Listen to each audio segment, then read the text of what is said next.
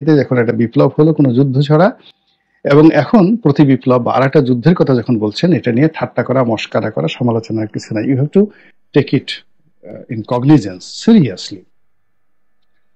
তো এখন এই যে জটিলতা, এই কথা হঠাৎ করে কেন এই কথাগুলো বলা হচ্ছে এর কারণ হলো অনেক কিছু এখানে ফাংশন করছে না, অনেক কিছু ফাংশন করছে না। এবং সেই ফাংশন না করার ফলে কি হলো, যদি এখন যারা বিপ্লব করেছেন তারা যদি পরাজিত হন, ক্ষমতা ছেড়ে দেন এবং তাদেরকে বিদায় নিতে হয়, তাহলে সঙ্গত কারণেই তাদেরকে সেই আওয়ামী লীগের যারা ধরা পড়ে এখন বিচারের মুখোমুখি হচ্ছেন তাদের চাইতে করুণ পরিণতি ভোগ করতে হবে। এবং একজন সমন্বয়ক বলেই ফেলেছেন যে ফাঁসির তাদের পরাজয় মানে ফাঁসির দড়ি একেবারে সামনে চলে আসা।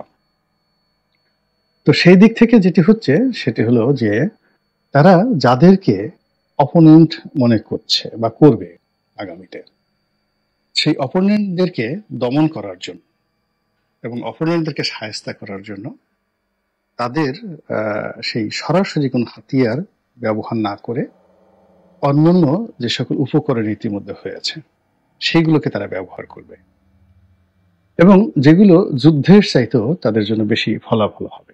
তাদের 1 নম্বর ফলাফল হলো যে এমন কিছু করা যেই কর্মকাণ্ডে জনগণের সমর্থন পাওয়া যাবে, জনগণ তাদেরকে বাহবা দেবে। যদি এই মুহূর্তে প্রত্যেকটা ইউনিয়নে 2 জন করে 5 জন করে লোককে গ্রেপ্তার করা হয় গত 3 মাসের কর্মকাণ্ডের জন্য, প্রতিটি উপজেলাতে যদি 50 জন করে গ্রেপ্তার করা হয় প্রত্যেকটা উপজেলাতে, চাঁদাবাজি, দখল, অন্যায় এগুলোর জন্য, তাহলে একবার একটু চিন্তা করুন তো কারা কারা ধরা পড়বেন। এবং এই সমস্ত লোকদেরকে যদি গ্রেপ্তার করা হয়, যারা গ্রেপ্তার করবেন তাদেরকে কি ধন্যবাদ জানানো হবে নাকি সমালোচিত হবে? It's a very easy game. এবং এই ফাঁদ তারা কিন্তু তৈরি করে ফেলেছে ইচ্ছে করে এই কাজগুলো তারা করে ফেলেছে। এবং এই টোটাল কাজগুলো করতে তাদের এক রাতের অপারেশনে প্রত্যেকটা উপজেলা থেকে 50 জন লোক যারা ঘুমিয়ে থাকবে নিশ্চিন্ত মনে, তাদেরকে টাকা সহ সবকিছু সহ গ্রেপ্তার করতে তাদের 4 থেকে 5 ঘন্টা সময় লাগবে সারা বাংলাদেশে। তৃণমূলে হই হই রই রই ফিরে যাওয়া শুরু হয়ে যাবে।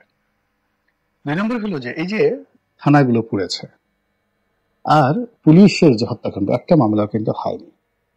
এখন এই জায়গাটাতে যদি তারা কৌশল করতে চায়, রাজনীতি করতে চায়, এবং এখানে যদি তারা তাদের রাজনৈতিক যারা প্রতিপক্ষ তাদেরকে ফাঁসাতে চায়, মুহূর্তের মধ্যে পুলিশ চাঙ্গা হয়ে যাবে এবং পুলিশ তাদের পক্ষে নেমে যাবে। আওয়ামী লীগের পক্ষে যেভাবে পুলিশ থাকে, বিএনপির পক্ষে যেভাবে পুলিশ থাকে, এইভাবে এখন ডক্টর মোহাম্মদ ইউনূসের পক্ষে পুলিশ দাঁড়িয়ে যাবে।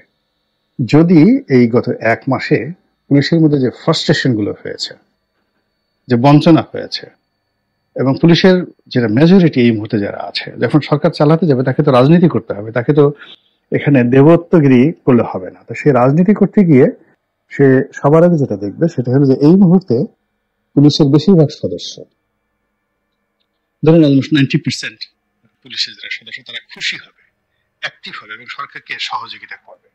কি কাজ করলে? তো যে কাজ করলে সহযোগিতা হবে, তো সেখানে দেখা গেল যারা আহত হয়েছে তাদেরকে চিকিৎসা, যারা নিহত হয়েছে তাদের ব্যাপারে শ্বেতপত্র প্রকাশ করা, যে সকল ক্ষয়ক্ষতি হয়েছে তাদের বিরুদ্ধে মামলা মোকদ্দমা করা, এবং এই মামলা মোকদ্দমা করতে গিয়ে তারা তাদেরকে ফাঁসাবে এই সময়টাতে। এখন সেই ফাঁসাতে গেলে রাজনীতিবিদরা হবে না, সেটা ছোট রাজনীতিবিদ, বড় রাজনীতিবিদ, কিংবা এই যারা ঠিক দেখে বলে আমরা অনেকেই তাদেরকে এই মুহূর্তে চিনি, তো তাদেরকে টার্গেট করে যদি এরা সেই মামলাগুলো আবার সাজায় এবং তাদের সেই খড়গ হিসেবে সেই জিনিসটা ব্যবহার করে, তাহলে পুলিশকে তারা অ্যাক্টিভেট করে ফেলবে। এবং এই কাজটা যখনই করবে তাহলে বিনা যুদ্ধে তাদের কিন্তু লঙ্কা বিজয় হয়ে যাবে। যারা আসছে ক্ষমতাতে, ক্ষমতার চেয়ার এমন একটা ব্যাপার, ওখানে একজন লোক, সাধারণ মানুষ বসলে সে অসাধারণ হয়ে পড়ে, ওখানে একজন যাকে বলা হয় নির্বোধ লোক বসলে সে বুদ্ধিমান হয়ে যায়, দুর্বল লোক বসলে সে শক্তিশালী হয়ে যায়। অনেকগুলো রাষ্ট্রীয় বিষয় তাদের কাছে চলে আসে। এরপরে ম্যাটিকুলাসলি তারা যে কাজগুলো করেছে, যে সকল জায়গাতে তাদের মানে খুব দুর্নীতির সুযোগ হয়, যেমন এলজিআরডি, তো রিসেন্টলি তারা এলজিআরডি মিনিস্ট্রিটা নিয়ে নিয়েছে। এরপরে স্পোর্টস মিনিস্ট্রিটা তারা নিয়ে নিয়েছে, মানে সমন্বয়ক যারা আছেন। তারপরে যেই জায়গাগুলো, যেমন স্বরাষ্ট্র মন্ত্রণালয়, এখন স্বরাষ্ট্র মন্ত্রণালয়ে যেভাবে হোক তারা তাদের কর্তৃত্ব বজায় রেখেছে। এখানে কোনো রাজনৈতিক ইনফ্লুয়েন্স এখনো পর্যন্ত গত 1 মাসে স্বরাষ্ট্র মন্ত্রণালয়ে কেউ করতে পারেনি। এখানে আওয়ামী লীগের লোক বাদ হয়েছে, বিএনপির অনেক লোক এখানে পুনর্নিয়োগ হয়েছে, জামাতের অনেক লোক নিয়োগ হয়েছে, কিন্তু তারা তাদের যে পলিটিক্যাল এজেন্ডা বা পলিটিক্যাল যেগুলোকে বলা হয় মাস্টার প্ল্যান, এই জিনিসগুলো অতীতে যেভাবে পুলিশকে ব্যবহার করে করা হয়, এটি এখন পর্যন্ত এটা কল্পনাই করা যাচ্ছে না, মূলই করানো যাচ্ছে না। ফলে কেউ ডিআইজি, কেউ এডিশনাল আইজি, কেউ এসপি, কেউ ওসি হয়ে বসে আছে, কিন্তু কোনো রাজনৈতিক দলের মানে তারা উপকারে আসছে না, কাজে আসছে না, ব্যাড ইনভেস্টমেন্ট।